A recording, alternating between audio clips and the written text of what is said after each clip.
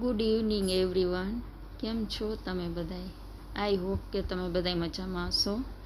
Welcome to new blog. તો આજે બપોર પછી 6-6:30 વાગ્યાનો ટાઈમ છે. હું બારે અગાસીમાં બેઠી હતી તો સરસ મજાનું જે સન દેખાય છે તો એ મેં કેપ્ચર કર્યું. તો કાલે સાંજનું છે આ. તો જોઈ લ્યો કેટલું મસ્ત લાગે છે આકાશ.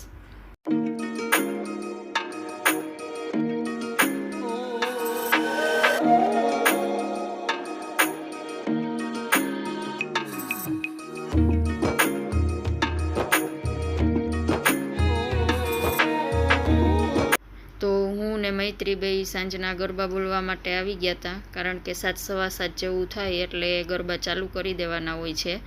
પહેલાં તો હું એકલી બોલતી, પણ હવે તો મને મૈતુનો સાથ સરસ મળી ગયો છે ગરબા બોલવામાં, એટલે અમે મમ્મી દીકરી બે ગરબા બોલી લેતી હોય હારે હારે. અને હવે સવારના વાગી ગયા છે 6:15. ગુડ મોર્નિંગ થઈ ગયું છે. અને આજે છે એ સવારનો ટાઈમ છે, જોઈ લ્યો તમે. કારણ કે સવારમાં હજી બહુ અંજવાળું નહોતું થયું, ધીમે ધીમે હજી થતું હતું અંજવાળું એકદમ.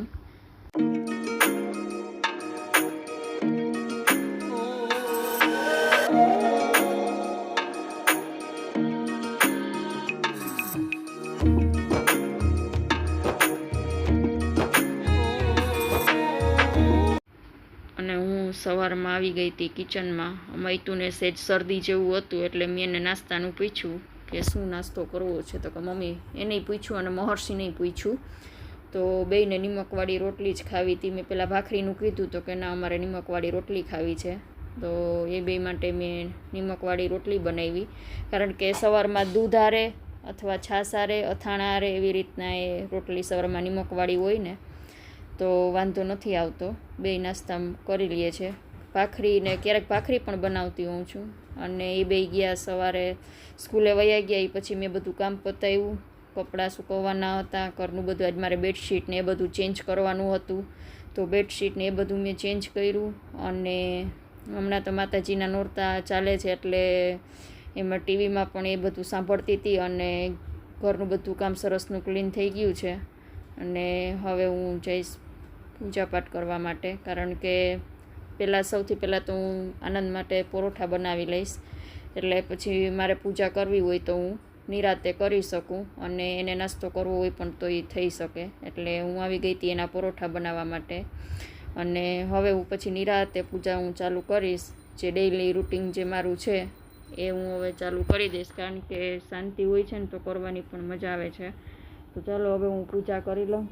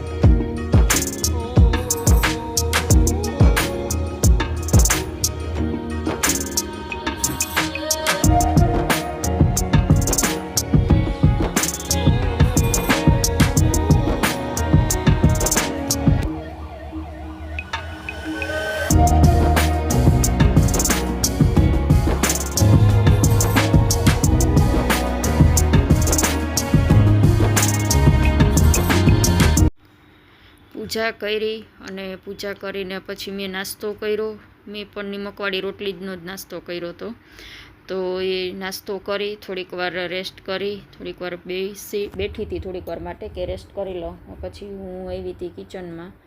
તો કિચનમાં મારે આજે બનાવવાનું હતું ફ્લાવર બટેટા અને વટાણાનું શાક અને પત્તાકોબીનો જે સંભારો આપણે જે કરીએ છીએ એ કરવાની હતી હું.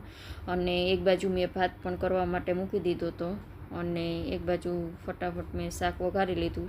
કારણ કે વટાણાનું શાક, ફ્લાવરનું બટેટાનું બહુ જ સરસનું લાગે છે શાકા. તો બધું હારે હારે થતું જાય. અને પછી હું આવી ગઈ હતી, બધી રસોઈ કમ્પ્લીટ થઈ ગઈ હતી.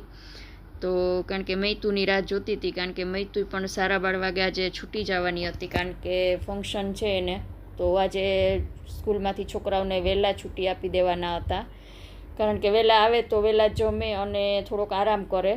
અને વાગી ગયા છે 1:15 અને હવે ફટાફટ જમી અને એનું બધું મારે રેડી કરવાનું છે. એને લઈ જવાની છે, એના માટે નાસ્તો, પછી થોડુંક એનર્જી ડ્રિંક એટલે કે ગ્લુકોન ડી છે, લીંબુ શરબત છે, એવું બધું મારે થોડુંક એના માટે લઈ જવું છે. કારણ કે છોકરીઓ થાકી જતી હોય તો આપણે બેઠા હોય તો એમ થાય કે થોડું થોડું એ પીતી રહીએ તો થાકે નહીં. એટલે એ બધી મારે તૈયારી કરવાની છે. સૌથી વધારે તૈયારી મારે એને તૈયાર કરવાની છે. તો હમણાં બસ જો ચણિયા ચોરી આવે એટલે એનું બધું મારે કરવા માંડવાનું છે. તો હાલો હું તમને બતાવી દઉં કે આજે રસોઈમાં મેં શું શું બનાવ્યું છે, તો જોઈ લ્યો. તો આજે મેં ફ્લાવર વટાણાનું શાક બનાવ્યું છે, ભાત, સંભારો અને રોટલી અને ઠંડી ઠંડી છાશ. તો ચાલો બધા જમવા માટે આવી જાઓ. તો ફ્રેન્ડ્સ, આજનો વિડીયો હવે હું અહીંયા સુધી જ રાખીશ, કારણ કે હવે બધું બ્લાઉઝનું સેટિંગની બધું હજી કરવાનું બાકી છે મૈત્રીનું. કારણ કે જો એ કેટલી એક્સાઇટેડ છે રમવા માટે. તો એની હવે મારે તૈયારી, અને એ જે બધું તૈયાર ને હું બધું જે કરવાની છું ને અમે જે સ્કૂલના ફંક્શનમાં જવાના છે ને એ બધું હું લેવાની છું, પણ એ બધું કાલના વિડીયોમાં આવશે, આજના વિડીયોમાં નહીં આવે. એટલે હું એને તૈયાર કરીશ, પછી ત્યાં એ પોતે રમશે અને સ્કૂલના જેટલા ફંક્શન છે ને એ બધું હું કાલના વિડીયોમાં મૂકીશ, આજમાં નહીં આવે. તો જોવાનું ના ભૂલતા અને લાઈક, શેર અને સબસ્ક્રાઈબ કરજો. કારણ કે કરતા નથી. તો અને જે કરે છે એના માટે થેન્ક યુ, અને જે શેર કરે છે એને પણ થેન્ક યુ, પણ જે નવા જોડાય છે એને પણ થેન્ક યુ. પણ શેર જરૂરથી કરજો અને ફોન આજુબાજુવાળાના પકડીને સબસ્ક્રાઈબ કરજો. તો ચાલો ફરી મળીએ નવા બ્લોગ સાથે. ત્યાં સુધી બધાને મારા જય શ્રી કૃષ્ણ. ફરી મળીશું. Thank you for watching.